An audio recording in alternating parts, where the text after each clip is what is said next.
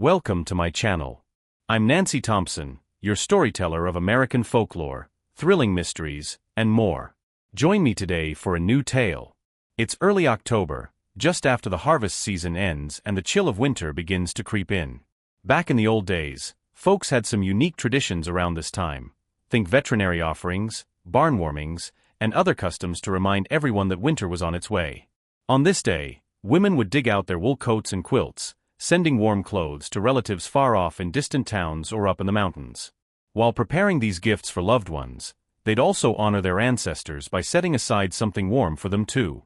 So this day, October 1st, came to be known as the Cold Clothes Festival. As for where it came from, folks have a few tales to tell. One's about a Revolutionary War vet who cared for his livestock through a brutal winter. Another's about a woman named Martha Jenkins, who trekked 1,000 miles to bring her husband a coat. There's even a story about a printer named Thomas Lane who burned paper offerings to keep spirits warm.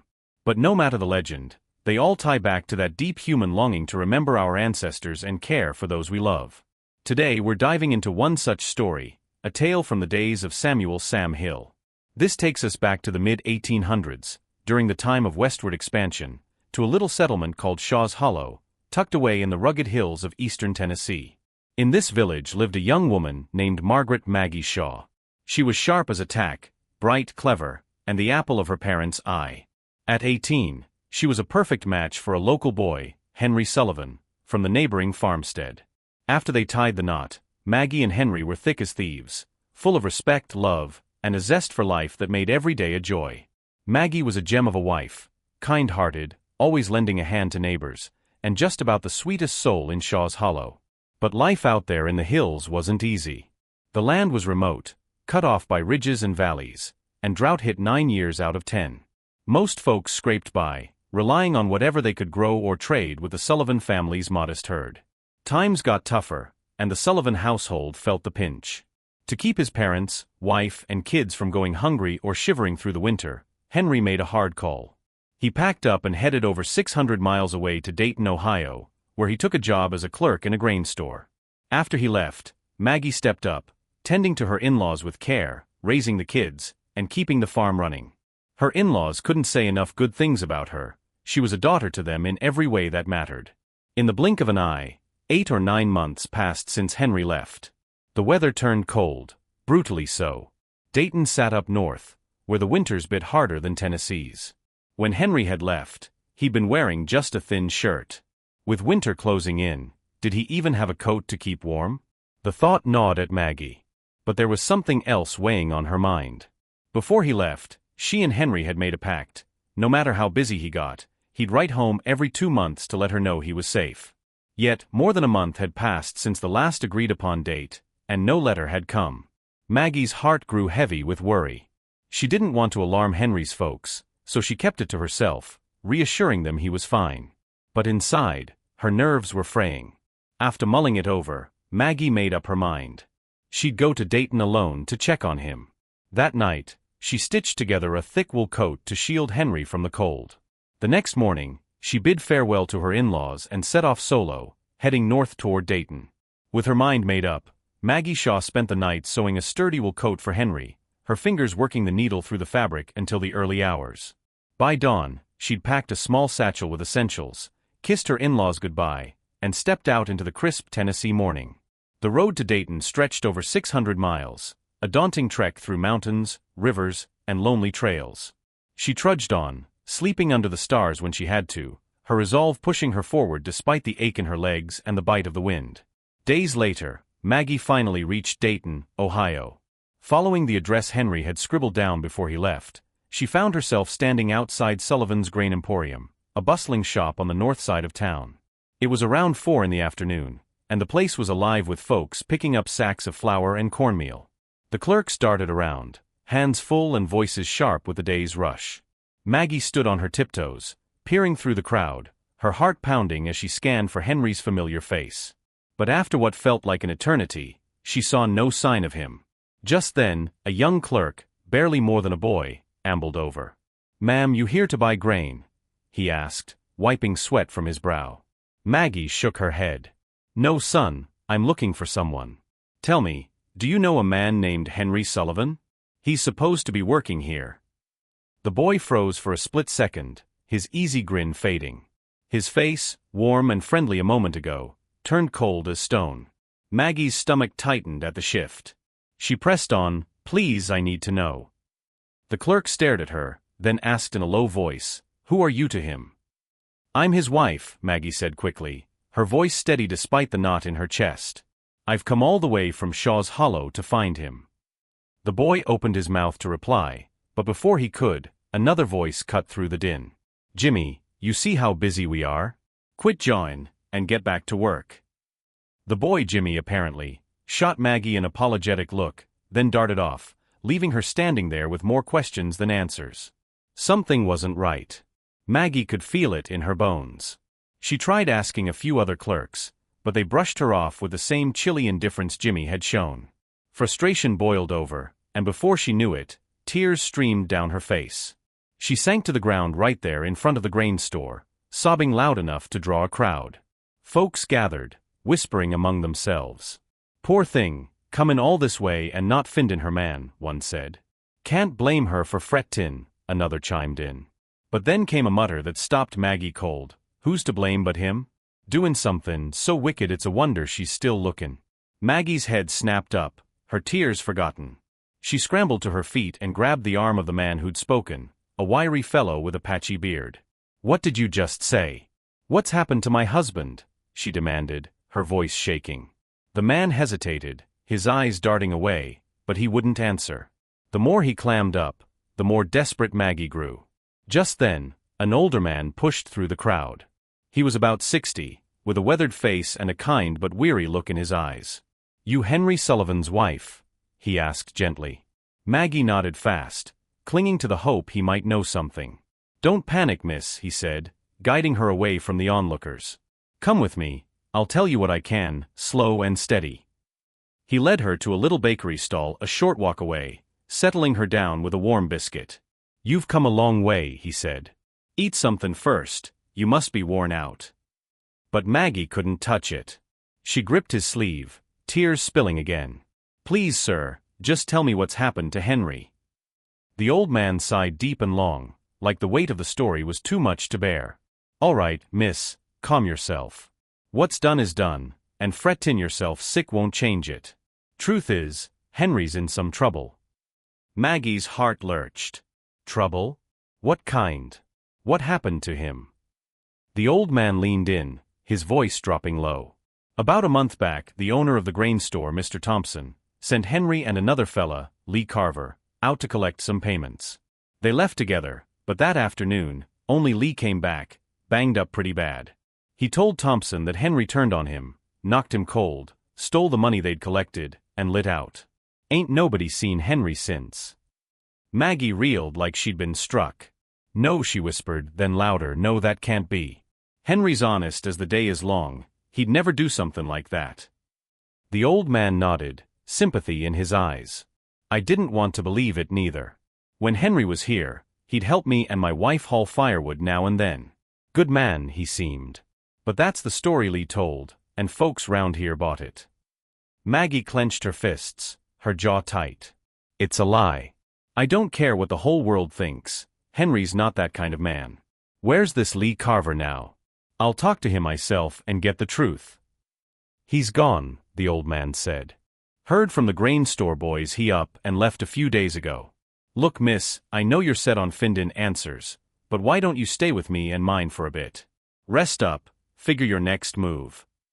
Maggie shook her head, fierce as ever. "Thank you, sir, but I can't. Tell me where this trouble happened, where Lee says Henry attacked him. I'm going there, alive or dead, to find my husband." Seeing her iron will, the old man relented. He gave her directions to the spot, a lonesome stretch of road about 2 hours outside Dayton where Lee claimed the fight went down. With that, Maggie thanked him and set off, her heart a storm of hope and dread. Was Henry alive or gone for good? Had he really turned thief like Lee said?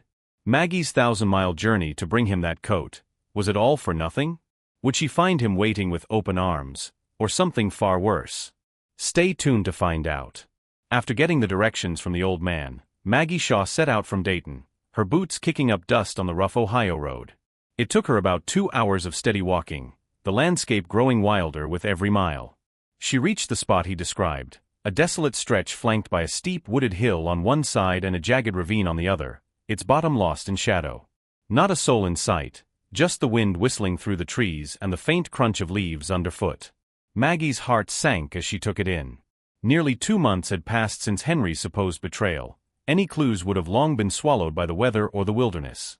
Deep down, she knew this wasn't about finding tracks or traces anymore. It was about peace of mind, about proving to herself that Henry wasn't the man they said he was.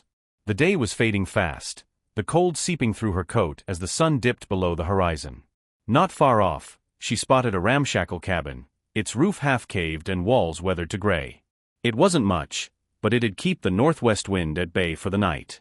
Maggie trudged over, her legs heavy from the journey, and slipped inside. She crouched in a corner, the rough floor cold against her knees, and closed her eyes. Henry's face flickered in her mind, his warm smile, the way he'd tip his hat to her back in Shaw's Hollow. Tears welled up again, and soon she was sobbing, the sound echoing off the splintered walls. It was a mournful wail, raw and haunting, drifting out into the empty wilds like a cry for something lost. Exhausted, Maggie clutched the wool coat she'd made for Henry and drifted into a fitful sleep. But not long after, a sharp sound jolted her awake, footsteps quick and uneven, crunching toward the cabin. Her pulse raced. This was the middle of nowhere, dead of night. Who could be out here? She snatched a broken plank from the floor, gripping a tichtes Amakes Hift Club. The footsteps grew louder, closer, until a shadow loomed in the doorway. Wo's Tere? Maggie barked, her voice steady despite the fear clawing at her chest. The Figure frotze. Don't be scared, ma'am, came a man's voice, rough but calm. I just ran into some trouble, bandits, I reckon. Took off runnin', and ended up here. Saw you were inside, so I'll steer clear. Il hunker down out here by the wall to dodge the wind. With that, he stepped back and squatted against the outer wall. Maggie peeked through a gap in the boards. By the faint moonlight she saw him, a man shivering in nothing but a thin shirt, his pants torn like they'd been ripped off him. Her fear eased a bit. He didn't seem a threat, just a poor soul down on his luck. Mister, she called out, why don't you come in? Ain't no sense fretzin out Tere. He hesitated, then stood slow. Out here in the wilds, a lone man and woman under one roof. It ain't proper, ma'am. I'll manage. Maggie waved off his concern. Ain't nobody out here to care about proper. You're half froze already, your body won't take a night in that wind. Come on in. Reluctantly, he shuffled inside and crouched by the door, keeping his distance. Maggie eyed him, then grabbed the coat she'd sewn for Henry. Here, she said, holding it out. You're near naked out there, and I reckon them bandits got the rest of your gear. Take this, it'll keep the chill off. The man didn't argue. He took the coat, wrapping it around himself with a grateful nod. After a moment, he glanced her way. What's a lady like you doin' out here all alone? The question hit her like a punch. Tears sprang up again, and she told him everything, piecing it out between sobs, about Henry, the grain store, the story Lee Carver spun, and her trek to find the truth. The man listened quiet, his face softening. Ma'am, you've had it rough, he said when she finished. If you're this good a soul, I'd wager your husband ain't half bad neither. Just from what you've done tonight, I'd believe in him too. He paused, then added, name's Tom Wheeler. I run a little in 'bout 10 miles from here. Come with me tomorrow, get settled there, then figure your next step. What do you say? Maggie gave a bitter smile. That's kind of you, Tom, but I can't rest till I know Henry's safe. I've got to find him, alive or dead. I need to see him with my own eyes. Tom tipped his head, respect in his gaze. Fair enough. I won't push you. Just watch yourself out here, all right? If you ever need help, my inn's open to you. They talked a while longer, the night slipping away unnoticed. By the time dawn broke, Tom said his goodbyes and headed off toward his inn. Maggie stayed behind, scouring the area around the cabin for any sign of Henry. But the land gave her nothing, no tracks, no answers. She'd have to keep searching. After Tom Wheeler left at dawn, Maggie Shaw lingered around the crumbling cabin, combing the area for any hint of Henry. The woods and ravine offered nothing but silence, no footprints, no scraps of cloth, not a whisper of her husband's fate. By midday, she steeled herself and moved on, wandering the backroads near Dayton, asking anyone she met if they'd heard of Henry Sullivan. But the answers were always the same: blank stares or shaken heads. Days passed, and Maggie's search took on a fevered edge. She was like a woman possessed, stopping every stranger she crossed paths with. One afternoon, on a dusty trail winding through the Ohio hills, she spotted a man in his 30s trudging her way. He had a lean build, a scruffy beard, and eyes that darted like he was watching for trouble. Maggie didn't hesitate. She stepped right into his path. "Sir," she said, her voice firm but fraying at the edges, "I'm looking for someone. Can I ask you a question?" The man slowed, sizing her up. "Go on then," he grunted, his tone guarded. "Do you know a man named Henry Sullivan?" Maggie pressed. "He worked for Thompson's Grain Emporium in Dayton, till something happened, went missing after a job. I'm trying to find him." The man's face twitched, a flicker of surprise crossing it before he masked it. "Henry Sullivan, huh?" he said, his voice low. "And who might you be to him?" "I'm his wife," Maggie replied, standing taller. "Came up from Tennessee a few days back. Folks at the grain store say he's in trouble, but I don't believe their story." "I'm checkin' wer it happenet. Tugt du mich no so meten?" He studied her for a long moment, his gaze sharp and unreadable. Then, a slow grin spread across his face, not friendly but sly.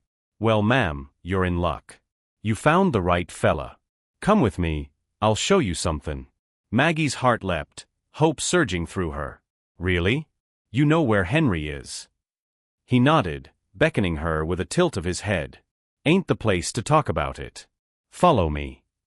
Without another word, he turned and started down a narrow side path cutting through the trees. Maggie hurried after him, her pulse racing with a mix of excitement and unease. They walked for about 15 minutes, the trail growing tighter, the woods thicker, until he stopped abruptly in a small clearing. Maggie kaukt ab, breathless.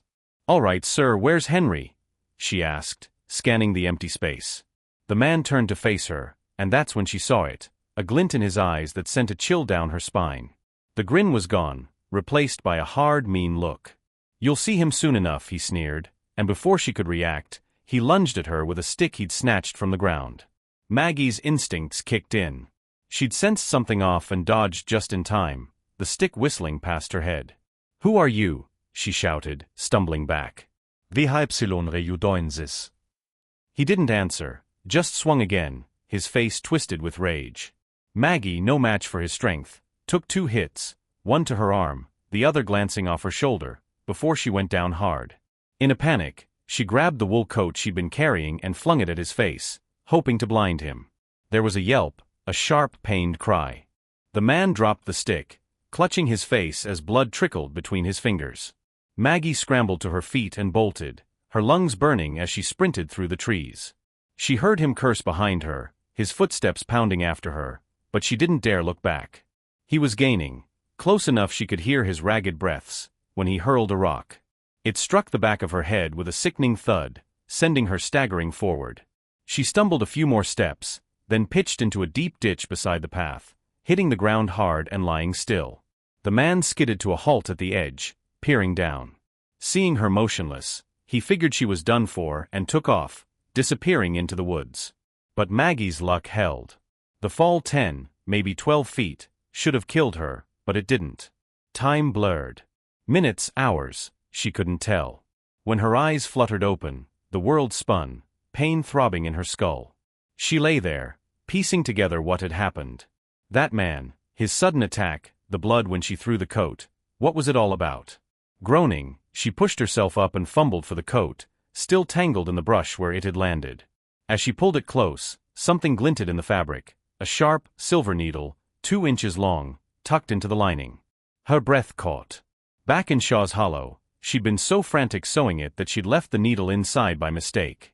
It had stayed hidden all this time, not even Tom Wheeler had noticed when he wore it. But out here in that desperate moment, it had come loose and stabbed the man square in the eye. Who was he? Why'd he try to kill her? Maggie's mind raced, but one thing was clear, she couldn't keep going alone. She needed help. With her head pounding and her body bruised, she dragged herself out of the ditch and set off toward Tom Wheeler's inn, clinging to the hope he'd take her in. She had no idea the danger wasn't over, or that the man who'd attacked her was closer than she thought. Bruised and battered, Maggie Shaw hauled herself out of the ditch, every step a fight against the throbbing in her head and the ache in her bones. Clutching the wool coat, now stained with dirt and a speck of blood from the needle's work, she staggered toward Tom Wheeler's inn. It was her only lifeline now, a flicker of safety in this nightmare. After what felt like miles, she spotted the low wooden building, its lantern light spilling out into the dusk. She stumbled up to the door and collapsed against it, knocking weakly. Tom swung it open, his face dropping when he saw her. "Lord Almighty, Maggie, what happened?" he exclaimed, catching her as she swayed.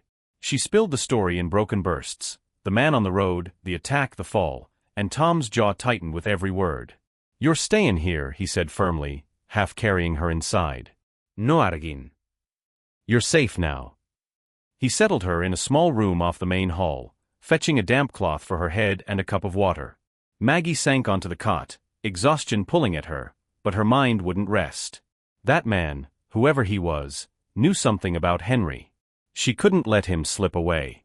As night fell, the inn grew quiet, save for the crackle of the hearth in the common room. Then came a hurried knock at the front door.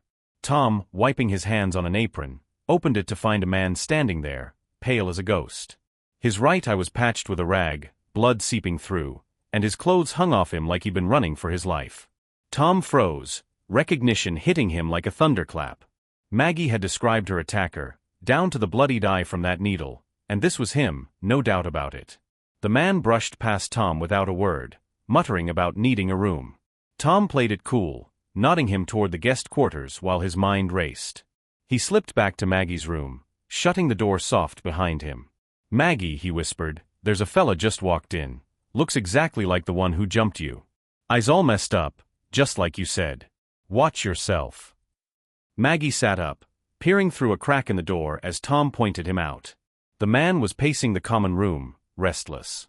Her breath caught. It was him, all right. But then a spark lit in her eyes. "He's come right to us," she said, voice low and fierce. "I'm gonna use that. Maybe he knows where Henry is. I'll pry it out of him." Tom raised an eyebrow. "You got a plan, then?" Maggie nodded, leaning in close. After a moment's thought, she murmured her idea, quiet enough the walls wouldn't hear. Tom listened, a grin tugging at his lips despite the tension. "Clever as the devil," he chuckled, then slipped out to set it in motion. After dark settled in, Tom ambled over to the man's room and rapped on the door. Inside, the stranger was sprawled on the bed, one hand over his patched eye. "Who's there?" he growled, sitting up slow. "It's me, the innkeeper," Tom called back, keeping his tone easy. "Got something to tell you, sir. Mind if I come in?" "What's it about?" the man snapped. "Can't it wait till mornin'?" "Nope, 'fraid not," Tom said. "It's about this place. Something happened today you ought to know." After a grumble, the man shuffled over and cracked the door. "All right, what's so all-fired important?" Tom sighed, putting on a hangdog look. "Sorry to bother you, sir, but I feel obliged to say it. This afternoon, a woman showed up, hurt bad, took a tumble right out front. I dragged her in, thinking she'd pull through, but she didn't make it. Passed just before you got here. I meant to report it tomorrow, but with you checking in, I got flustered and forgot to mention. If you're the superstitious type, I reckon you might want to find another place. If not, stay, no charge either way. Up to you." The man blinked, processing it. "A woman, you say? What did she look like?" "'Bout 20-some-odd years old," Tom said, shrugging. "Beat up pretty good, like she'd been running through the brush. I knew she was a goner, but I couldn't just leave her out there. Ain't my business to poke into trouble, you know." "She really dead?" the man pressed, his voice tightening. Tom gave him a look. "Why'd I lie about that? If she was breathin', I wouldn't be standin' here jawin'. So you stayin' or goin'?" The man snorted. "Ain't scared of no dead woman. I'll stay, long as you're not chargin' me." "Fair enough," Tom said with a nod, forcing a smile. "Sleep tight then, I won't bug you no more." He turned and left, shutting the door behind him. Once he was gone, the man muttered to himself, smirking. "Lookin' for your husband, huh? Guess you'll find him in the hereafter now." He settled back on the bed, none the wiser that Maggie Shaw wasn't dead, and that her plan was just getting started. With the stranger settled in his room, the night deepened around Tom Wheeler's inn. Maggie Shaw, patched up but burning with resolve, waited in the shadows of the common room. Around midnight, when the world outside was dead quiet, she let out a wail, a bone-chilling mournful cry that cut through the stillness. "My life! Oh, my life!" she howled, her voice trembling like a spirit lost to the grave. In his room the man, Lee Carver, though Maggie didn't know his name yet, jerked awake, sweat beading on his brow. He sat up fast, ears straining. Then came a creak, the door to the next room swinging open. His blood ran cold. That's where the innkeeper said the dead woman had been, wasn't it? Why was it moving now? Before he could think, Maggie's voice wailed again, closer this time. "My life! Oh, my life!" she cried, dragging the words out slow and eerie. Lee's hands shook as he fumbled for his boots. Then with a bang his own door flew open, and there she stood, Maggie, smeared with mud and flour to look deathly pale, her hair wild, eyes hollow. She lunged at him, arms outstretched like a specter from the grave. "Ghost!" Lee screamed, his voice cracking as he bolted upright.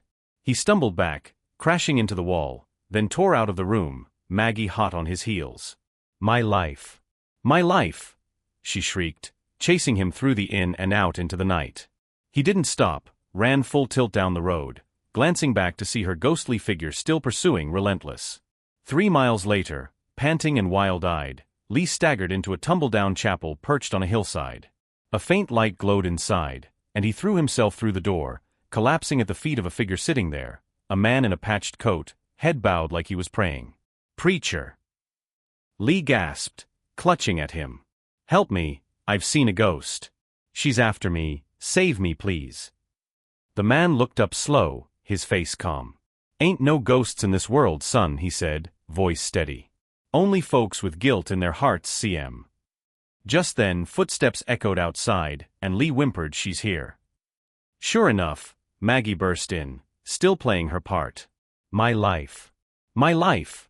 she moaned, reaching for his throat.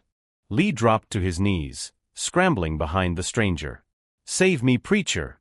he begged, voice breaking. The man in the coat stood, turning to face Lee. "Lee Carver," he said, sharp and clear.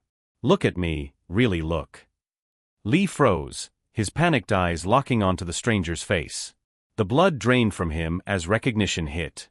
It was Henry Sullivan, alive, unshaven, but unmistakable. "No, it can't be," Lee stammered, crumpling to the floor like his legs had given out. Maggie stopped her act, the mud-streaked ghost dropping away as she stared, stunned. "Henry?"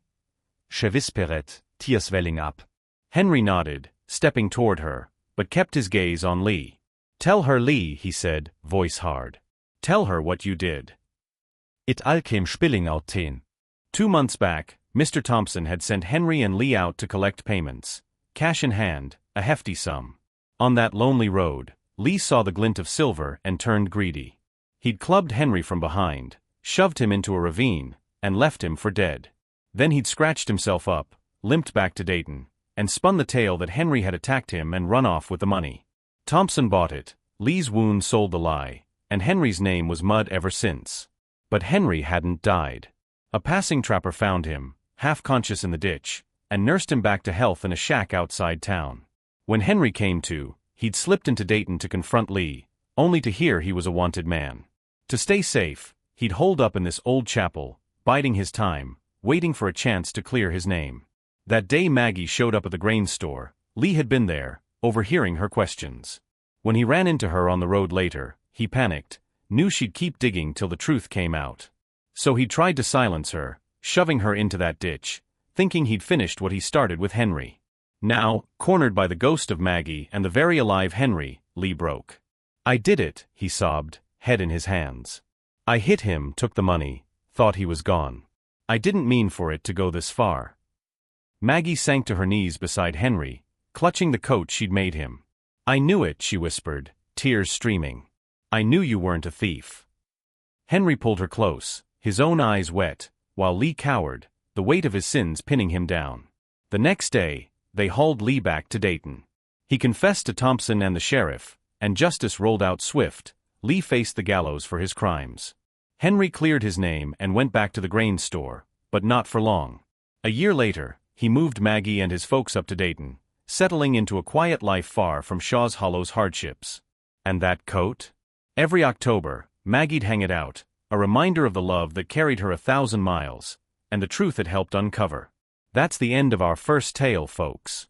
I hope you enjoyed Maggie Shaw's journey as much as I loved telling it. Now let's move on to the second story, one that'll grab you just as tight.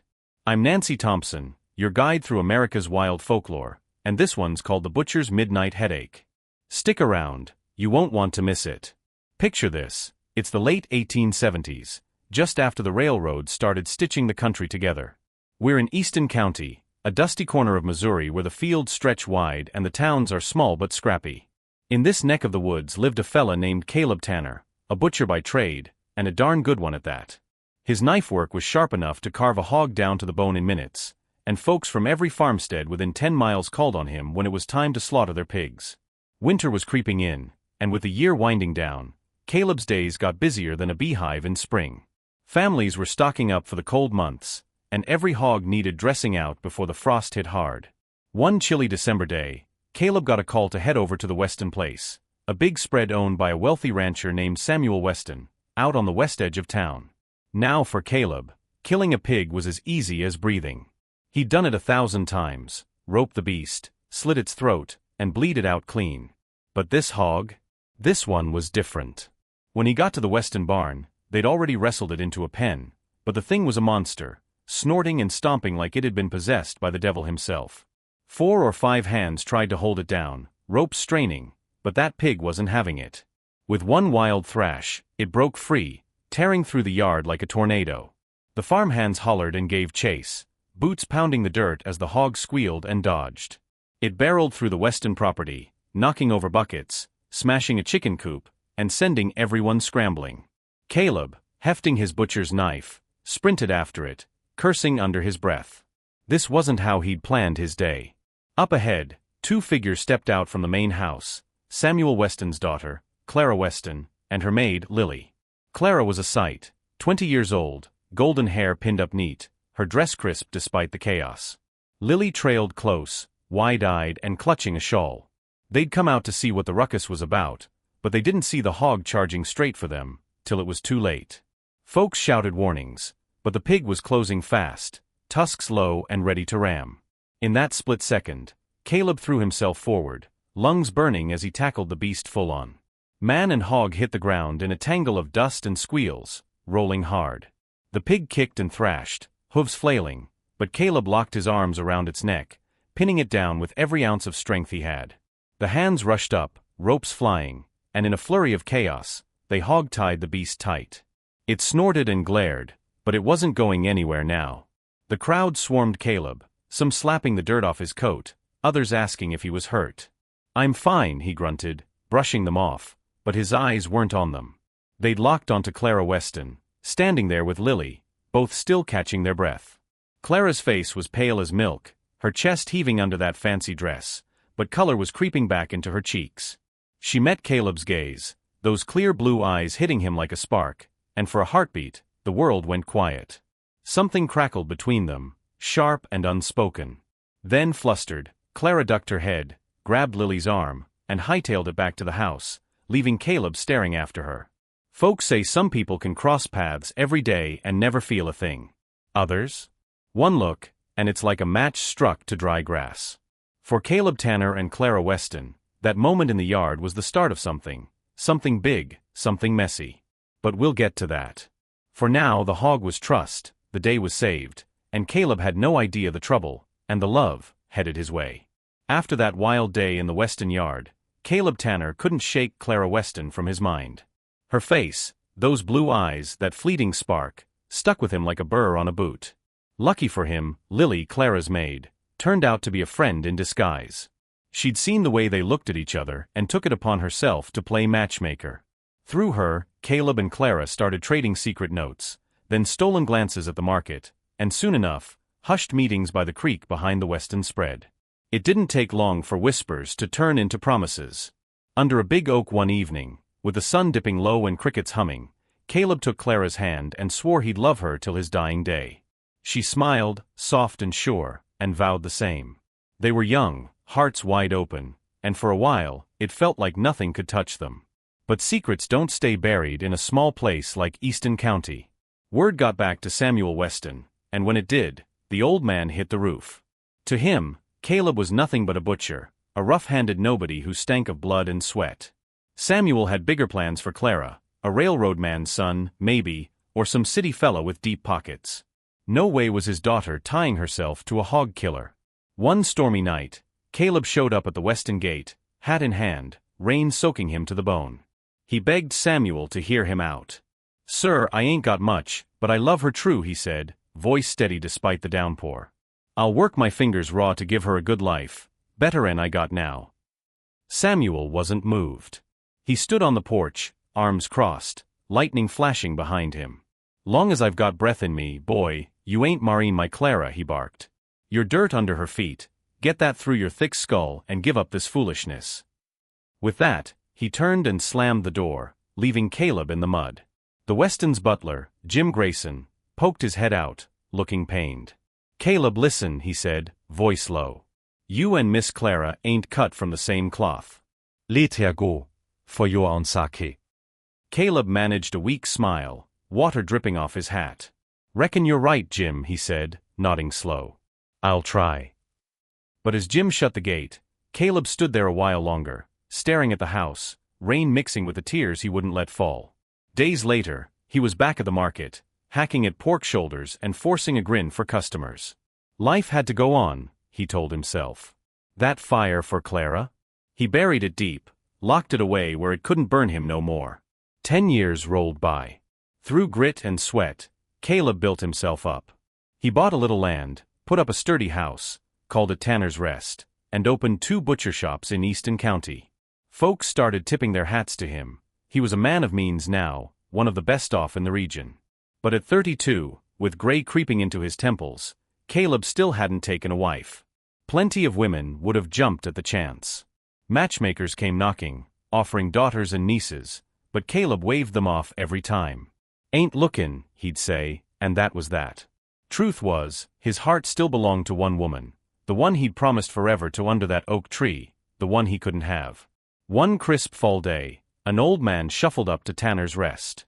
Caleb knew him right off. Jim Grayson, the Weston butler, now stooped and silver-haired. "Jim." Caleb called, stepping out to greet him. "Good to see you, sir. You deserve every respect." Jim chuckled, waving a shaky hand. "Don't sir me, Caleb. I'm just an old coot now. You're the big man these days. But I ain't here for pleasantries. I got something to ask."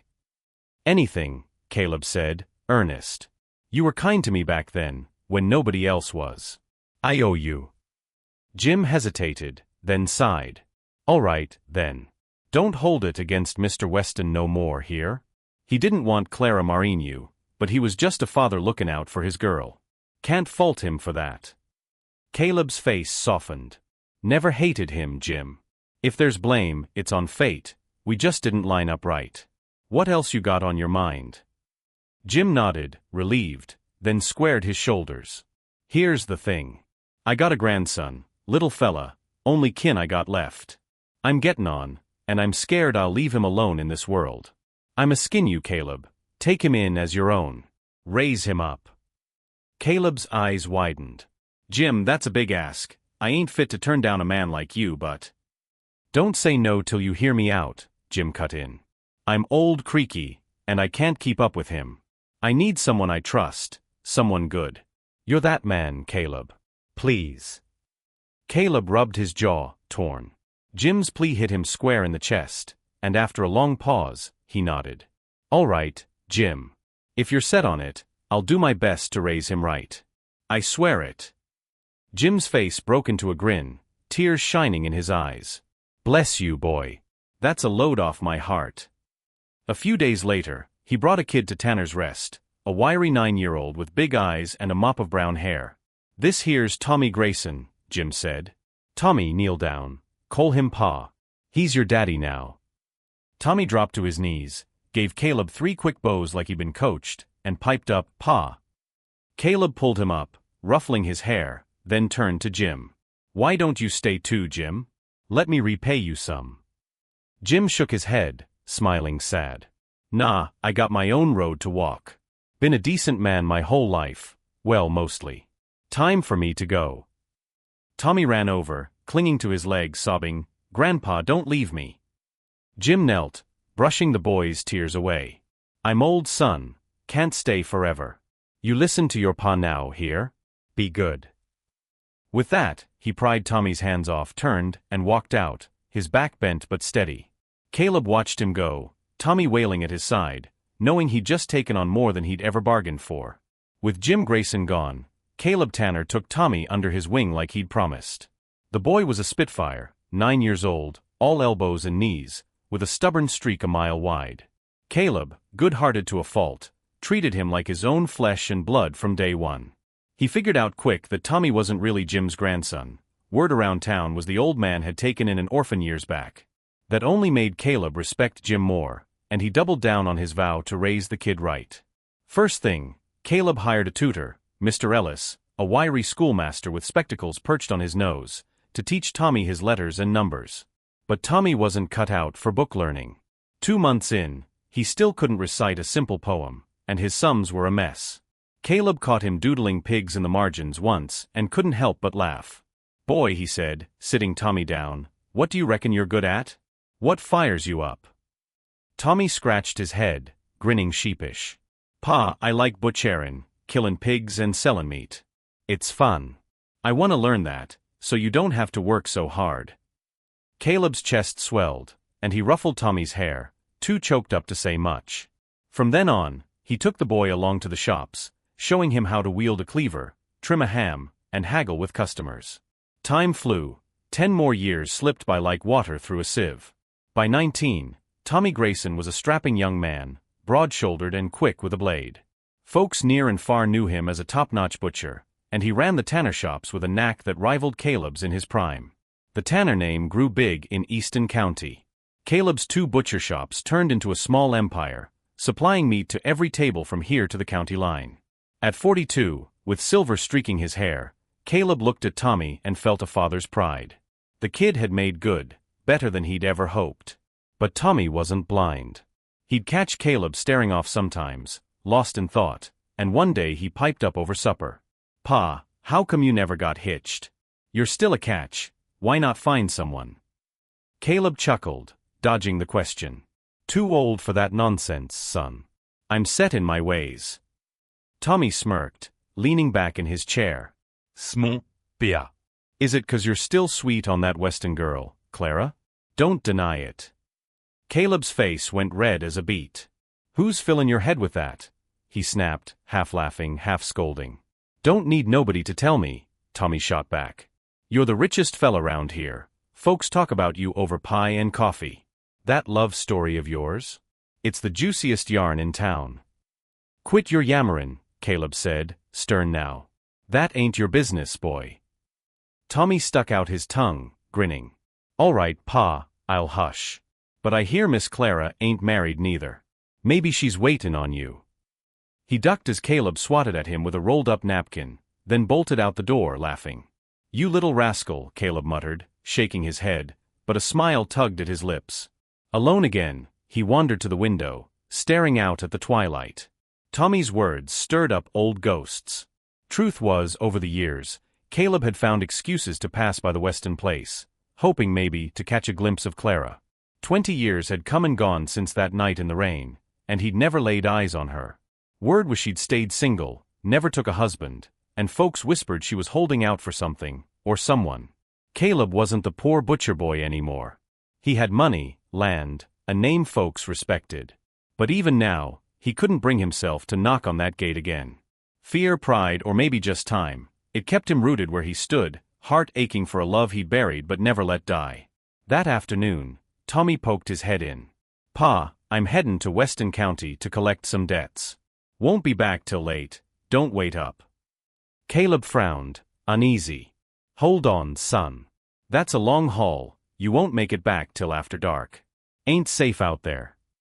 Ah, Pa, I'll be fine, Tommy said, waving him off. What's the worst that could happen? Ghosts in the graveyard? I'll chop him up with this. He patted the short knife tucked at his belt, grinning wide. Caleb sighed, knowing he couldn't win this one. All right, but listen good, if you hear somebody calling your name on that road, don't you turn around. Don't answer neither. Promise me. Promise, Tommy said, still smirking, and with that he was off, leaving Caleb to pace the porch, a bad feeling gnawing at his gut. Tommy Grayson set out from Tanner's Rest as the sun dipped low, a sack slung over his shoulder and that short knife tucked at his belt. The road to Weston County stretched long and lonesome, cutting through fields and past an old burial ground folks said was haunted. Night fell fast, blanketing the Missouri hills in shadow, but Tommy pressed on, whistling to keep his nerves steady. He'd promised Caleb he'd be careful, but he wasn't one to spook easy. Halfway there, a voice broke the quiet, low and raspy, calling from behind. Hey, young fella. Hold up a minute. Tommy's spine stiffened, his pause warning ringing in his ears. Don't turn around. Don't answer. He clenched his jaw and kept walking, eyes fixed on the dirt ahead. But the voice came again, closer now. Young fella. Wait up. Tommy's heart thudded, but he held firm, until his curiosity got the better of him. He stopped, boots scuffing the ground, and glanced over his shoulder. A man stood there, middle-aged, dressed in a tattered coat, his face pale under the moonlight.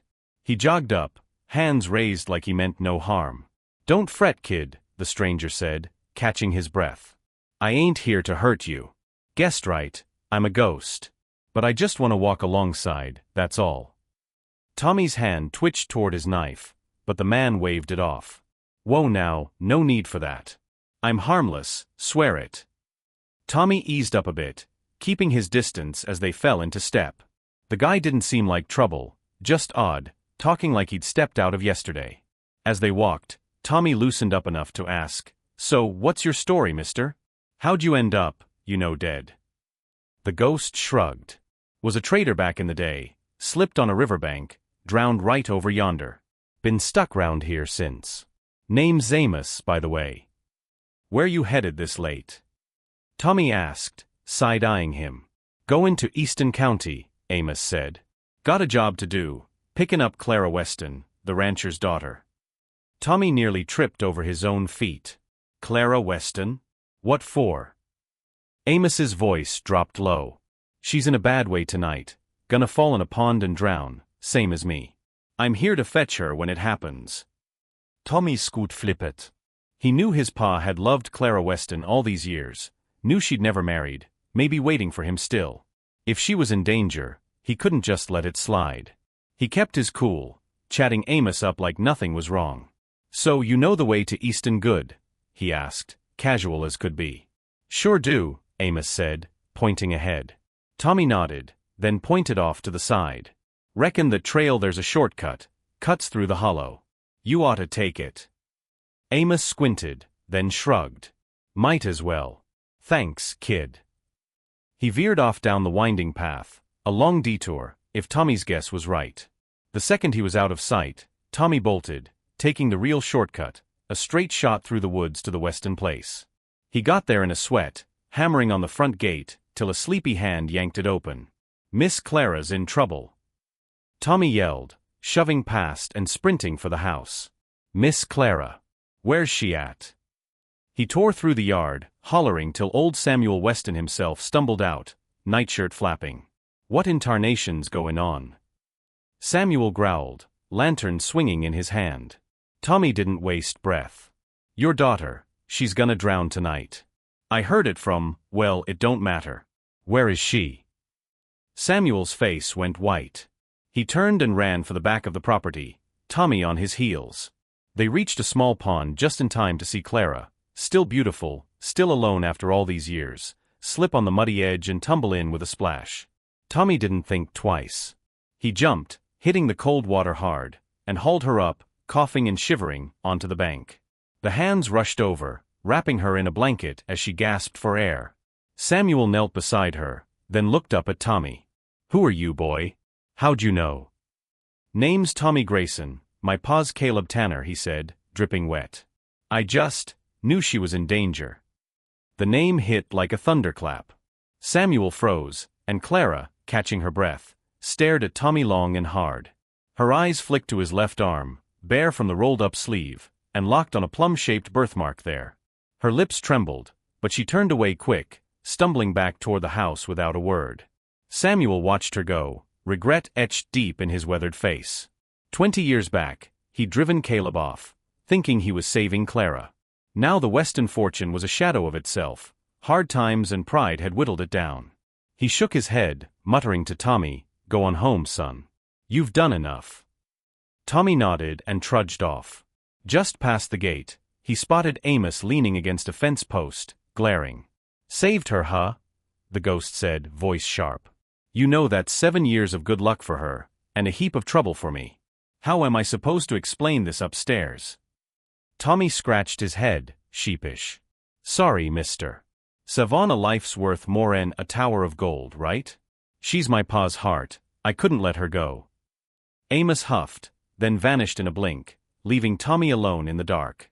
He shrugged and started the long walk home, wondering what Caleb'd say about all this.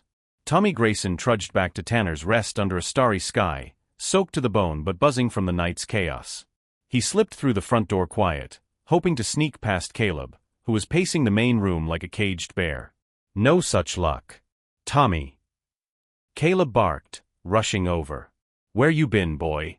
I was fixin' to ride out lookin' for you." Tommy grinned, dripping on the floorboards. "Pa, you won't believe what I ran into tonight."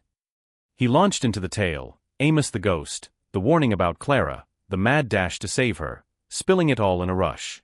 Caleb listened, wide-eyed, and when Tommy got to the part about pulling Clara from the pond, he sank into a chair, relief washing over him.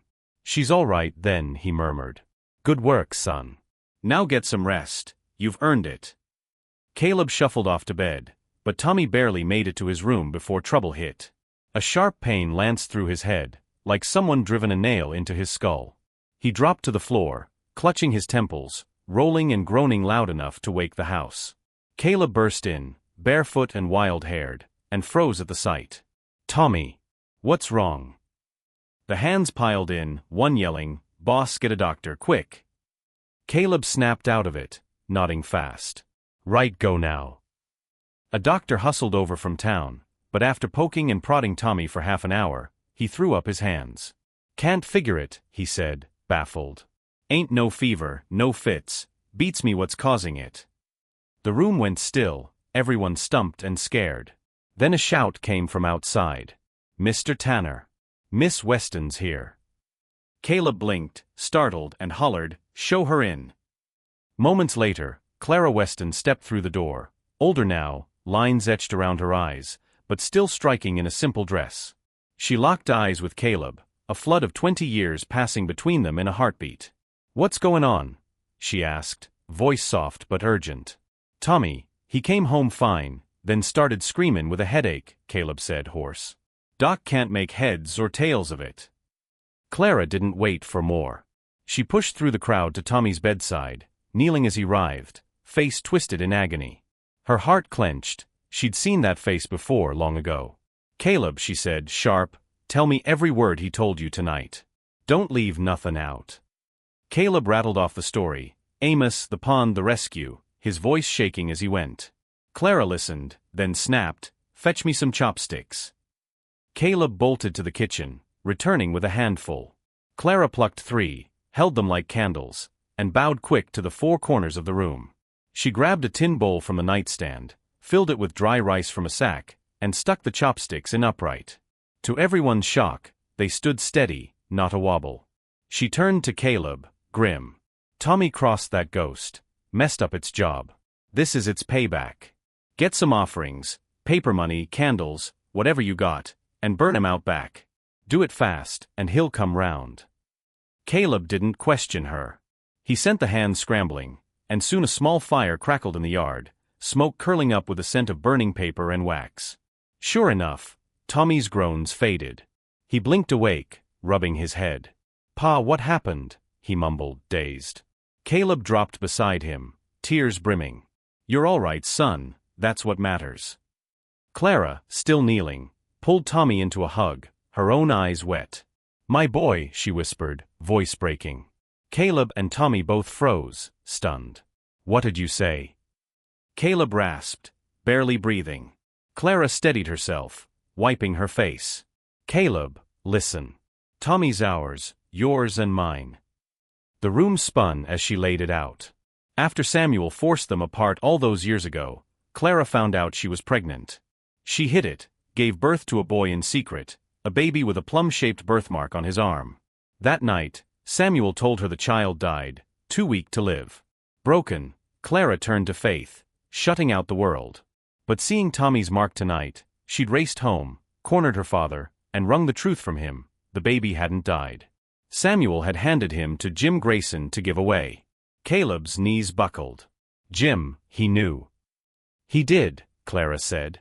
He raised Tommy quiet, then gave him to you when he got too old. I didn't know till now.